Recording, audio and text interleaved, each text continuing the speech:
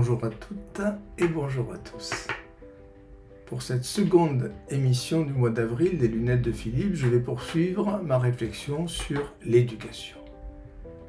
Comme Platon l'a fait dans ses principaux dialogues, il existe une question préalable qui doit être posée avant de prétendre trouver une solution aux questions pratiques qui nous préoccupent. Depuis quelques années, la question de l'éducation est au centre de nos interrogations. Mais s'est-on réellement préoccupé de répondre à la question « Qu'est-ce qu'éduquer ?» Le même Platon se moque dans ses dialogues, en particulier dans la République, de l'idée selon laquelle un savoir, tel un système de vases communicants, descendrait de la tête du maître dans celle de l'élève. Platon ironise à ce sujet. Il préfère parler de réminiscence, comme chacun sait. Au XXe siècle, le linguiste Chomsky reprend cette thèse. Selon Chomsky, on n'apprend pas à un enfant à parler.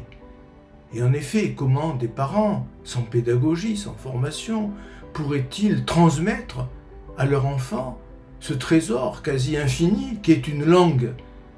Chomsky considère, en particulier dans la linguistique cartésienne, son plus beau livre, mais dans tous les livres qui ont suivi, que toutes les langues de la planète sont potentiellement présentes dans le cerveau de l'enfant, la matrice de toutes ces langues, et en entendant parler un idiome particulier, l'enfant voit s'éveiller en lui cette matrice et apprend la langue.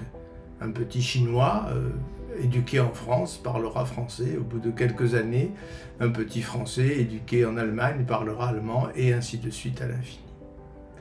L'enfant réveille en lui ce potentiel déjà présent dans son cerveau. Eh bien, un siècle avant Chomsky, en 1883, un excellent philosophe, un peu oublié aujourd'hui, c'est dommage, allait dans le même sens. Il s'agit d'Ernest Renan. Dans Souvenirs d'enfance et de jeunesse, Renan écrivait en 1883, je le cite, « L'essentiel dans l'éducation, ce n'est pas la doctrine enseignée, c'est l'éveil. » Deux éléments plaident en faveur de cette thèse de Renan. Le premier est quantitatif, nous l'avons déjà évoqué il y a 15 jours. Plus l'histoire avance, plus la masse des éléments à transmettre devient considérable, plus il devient illusoire de livrer en quelques années à l'enfant ce que l'humanité a mis des millénaires à acquérir. Le second est qualitatif, parce que les contenus transmis sont variables, à la fois dans l'espace et dans le temps.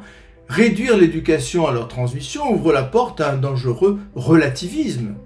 Quelle valeur accorder à une éducation qui, comme elle le fait aujourd'hui, remplace les anciens contenus, jugés désuets, par des éléments nouveaux inévaluables, au moins à court terme?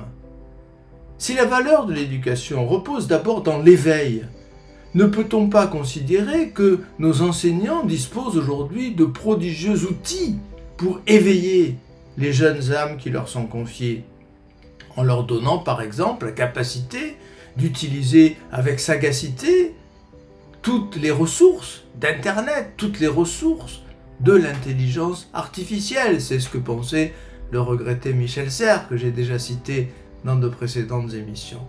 Éduquer, c'est avant tout avoir la passion d'arracher l'enfant au cercle des préjugés que son entourage lui a transmis. Éduquer, c'est former un esprit libre, pour emprunter à Nietzsche une expression qui lui est chère. Tâche éminente qui exige sans conteste une vocation.